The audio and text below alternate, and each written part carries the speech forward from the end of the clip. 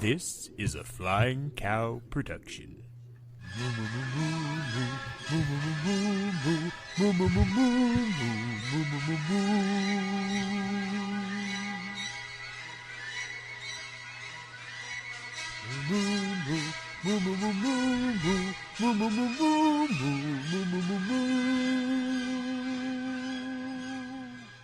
Well, hello and welcome back to the Great Film Challenge. I, of course, am your host, Clay Johnson, the Flying Cow himself.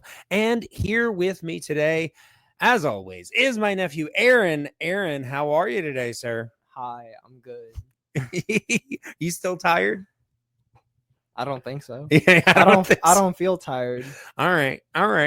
So, as we said last time, we are kicking off a couple of, actually, a few films dedicated to celebrating Pride. And we are starting off with the most iffy film on that list. And that is the film Breakfast at Tiffany's, which, definitely most people would know is synonymous with Audrey Hepburn. But the film itself, let's see, of course, I forgot to bring this up. Give me just a second here. Breakfast. No, of course, it wants to tell me about the Breakfast Club first. Yep. There we go. All right. Breakfast at Tiffany's. And there it is. It is a 1961 film directed by Blake Edwards.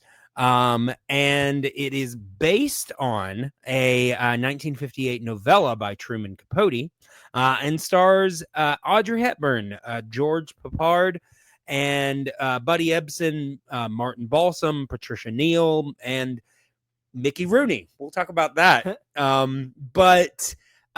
This is a film, and as we said last time, I chose this film for a number of reasons. Number one, Audrey Hepburn herself is definitely a gay icon. She was very supportive of, her gay fans, and, just her fashion and everything is very big in the queer community. Mm-hmm. And I think actually this film is too. Like I said, it was based on a novella written by Truman Capote, and Truman Capote was a gay man. And the novel, the story that this is based on, actually had a lot of queer themes in it that were then covered over by Hollywood. Yes. I will say, I think you can still see a little bit of it here and there, but both. I believe I read that Holly Golightly herself was bi, and the character Paul, played by George Peppard, was a gay man. Yeah. I think he was actually kind of the Truman Capote kind of stand-in character. I mean, I haven't read it myself, so I really couldn't say that for sure. I might at some point, but I don't know. I pick up a lot of books. Sure, I haven't read half of them. I mean, I will say, after I had seen this movie previously. Your mother actually is a big fan of this movie. I was gonna say, I know Mom liked it. And honestly, your mother has one of the most interesting takes I've ever heard for this film. It's not necessarily mine, but it's hers, and I understand it.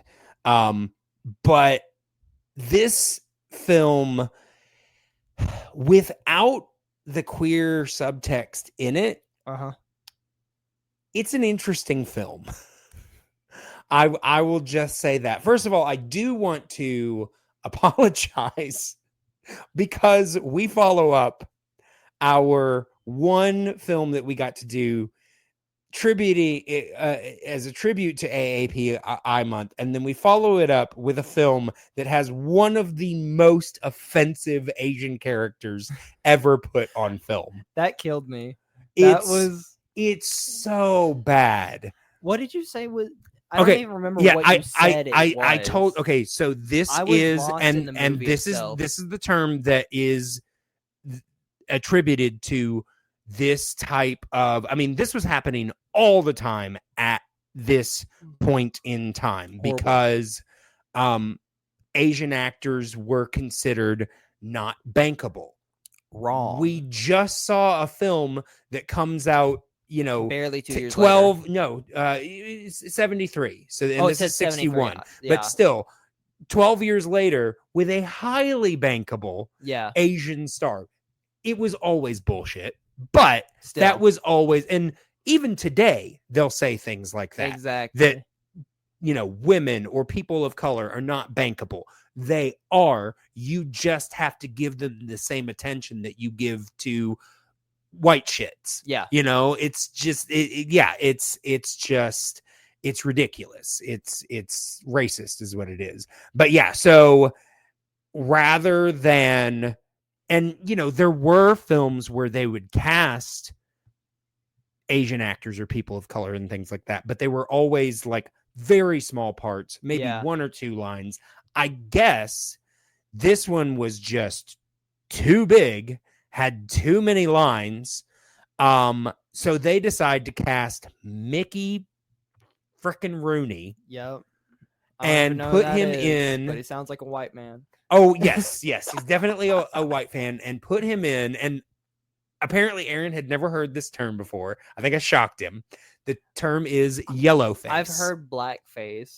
Right. And it's the same idea. It would still just as horrible. Oh, it is. It's wrong is what it is. It is a way for white people to steal jobs that should go to, people of that descent rather than hiring them.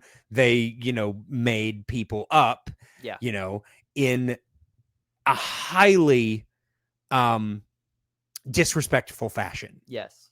I mean, the depiction of this character is so over the top insulting that I told somebody once, if it was done, it's done to such an absurd degree that if there were any sort of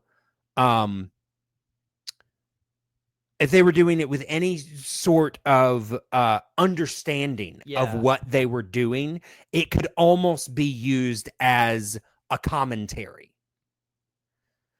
Basically doing something so ridiculous that you are commenting on how ridiculous it is. I see what you meant. But this is done 100% because Mickey Rooney thought this was funny.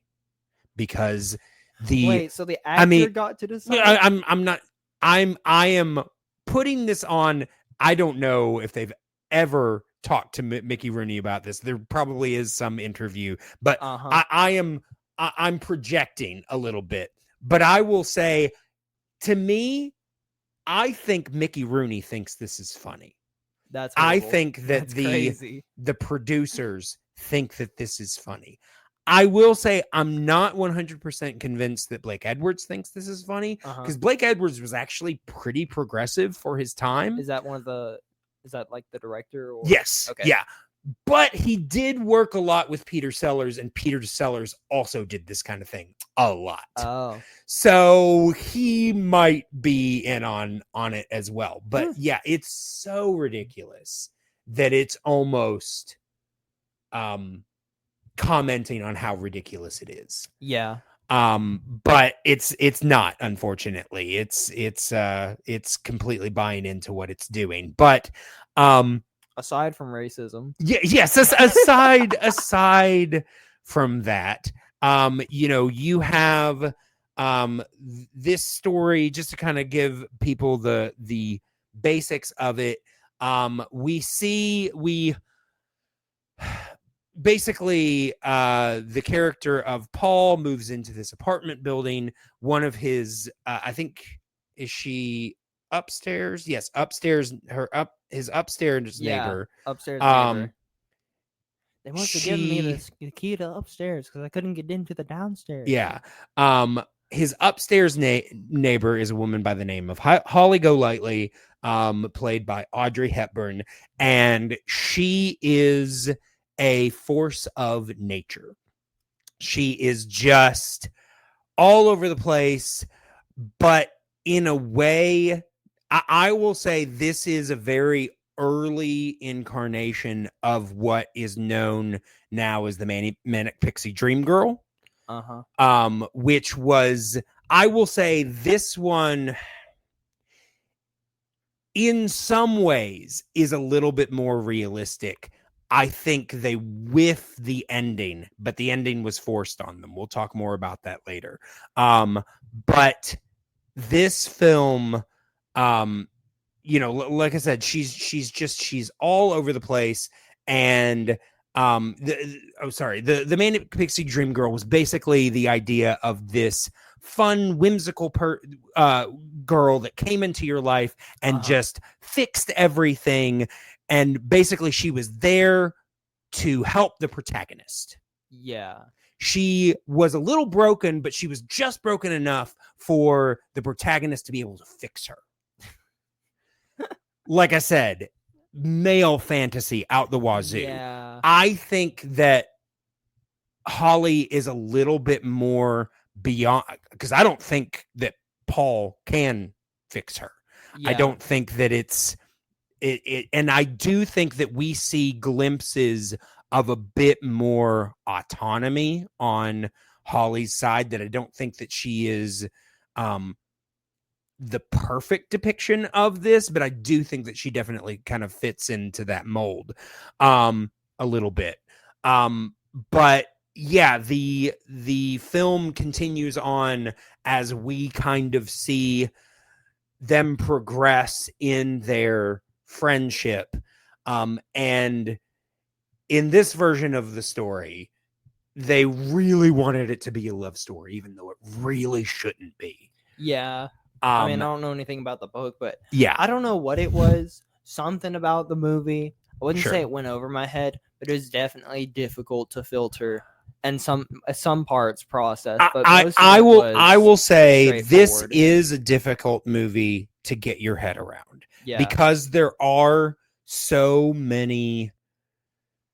I mean, I think partly because the character of Holly is so complex herself, because she seems unbelievably deluded and unbelievably irresponsible and unbelievably unconcerned with the way other people around her feel. Yeah.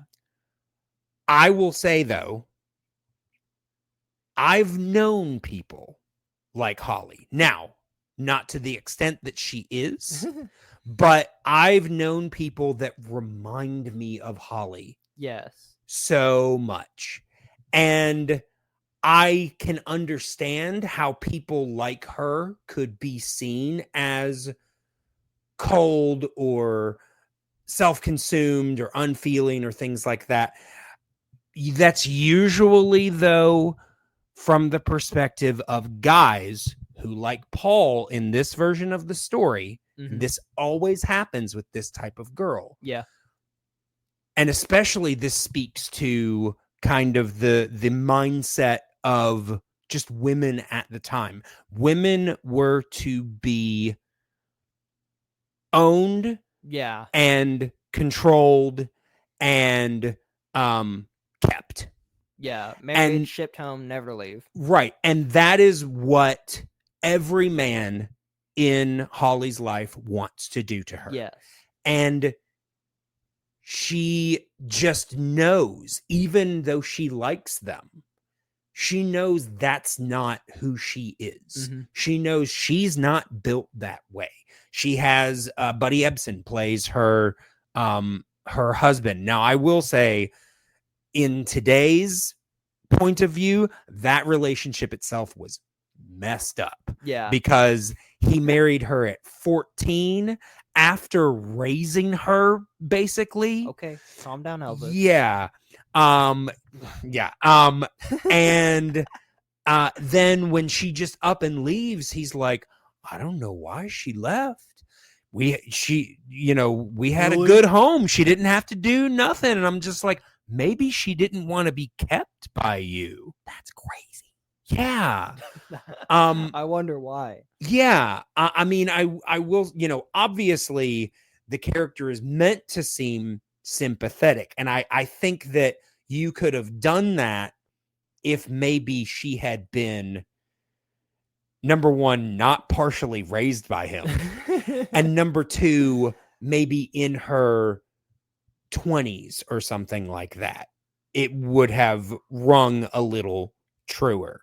Yeah. But, it, like I said, that's kind of her ongoing thing. And then she has Paul, who, like I said, in the story, the original story, I think Paul was gay. So he was not one of these men trying to possess her, which honestly, to me, is one of the reasons that she was able to open up to him. Because she knew that he was not trying to make her something that she was not. Yeah. Now, still in the 60s mindset, he might have expected things from her, just based on the way women were supposed to be, that could have kind of see parts of that created some conflict. Sure. Yeah. But, it definitely would have characters. Sure. It would have played out much differently if Paul's character had been kept intact. Yeah. It honestly makes me want to go read the book. Yeah, I'm definitely interested in that original story. Yeah, I mean, I think I really push back against the ending of this film where he basically, shames her into changing her ways and being with him. I really don't prescribe to this whole idea of, oh no, this woman loves me because I'm a man and she's a woman. I just have to convince her that she loves me. No. And I'm like, no, she's a human being. Yeah. She, just like you can choose which women you can, there are just women that you are not attracted to. It's the same thing for women. There's just men that they are not attracted to. Yep. Nothing personal. It's just the way things are. You can't just, you're not just going to shake them and suddenly they're going to be like, oh, you're right. It's not how it works.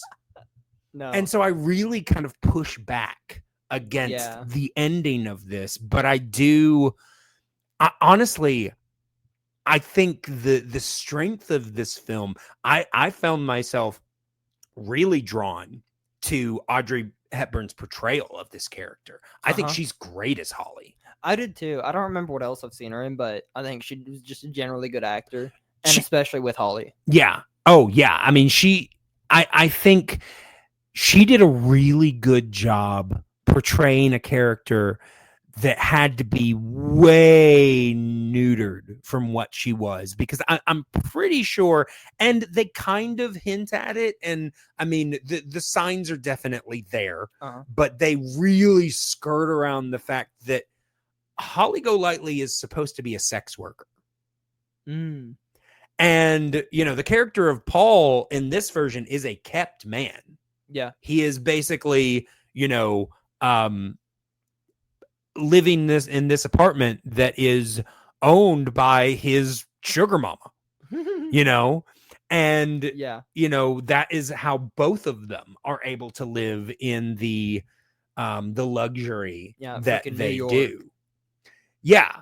Was it as bad then as it is now? I'll have to look that up. I want to see. What do you mean? Trying to live in New York?